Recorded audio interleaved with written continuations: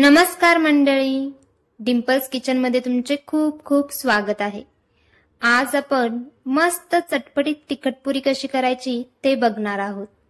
ही तिखटपुरी बनवायला एकदम सोपी आहे, तर चला रेसिपीला सुरुवात करूयात।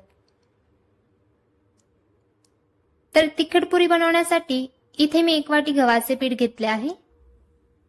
त्यानंतर यात 2 चमचे बेसन पीठ, त्यासोबत 1 चमचा जिरेपूड, 1 चमचा धनेपूड आणि 1 लहान चमचा हळद। त्यानंतर इथे मी 2 हिरवी मिरची आणि 7 ते 8 लसण पाकळ्या ठेचून घेतल्या आहेत, तेही यात घालायचे आहे। त्यासोबत 1 चमचा तीळ, ओवा,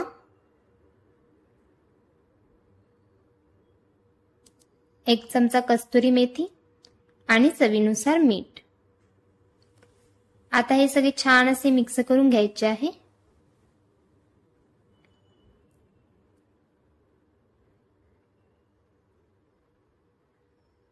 त्यानंतर थोडे थोडे पाणी घालून पीठ छान असे मळून घ्यायचे आहे। एकदम पाणी नाही घालायचे आहे, थोडे थोडेच घालून मळून घ्यायचे आहे।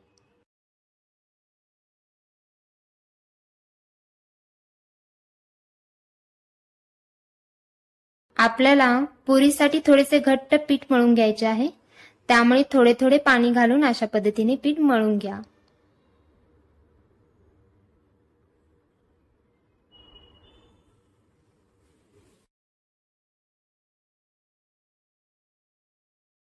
अशा पद्धतीने पुरीसाठी लागणारे पीठ तयार आहे। पीठ मळून झाले की वरून थोडेसे तेल लावून हे पीठ 20 मिनिटसाठी ठेवून द्यायचे आहे।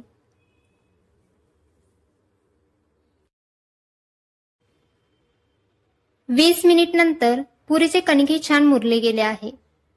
परत 1 मिनिट भरासाठी मळून घेऊन अशा पद्धतीने त्याचे लहान लहान गोळे करून घ्यायचे आहेत।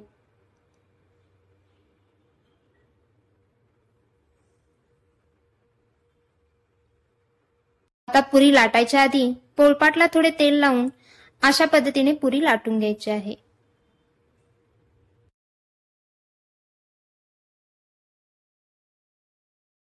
जास्त पातळ किंवा जास्त जाडही नाही लाटायचे आहे, असे सगळीकडून एकसारखे लाटून घ्यायचे आहे। त्यानंतर इथे मी तेल गरम करत ठेवले आहे।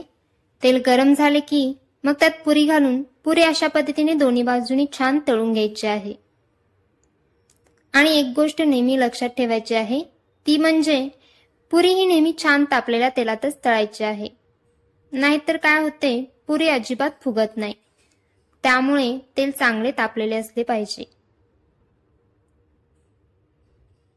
मस्त अशी आपली तिखटपुरी तयार आहे।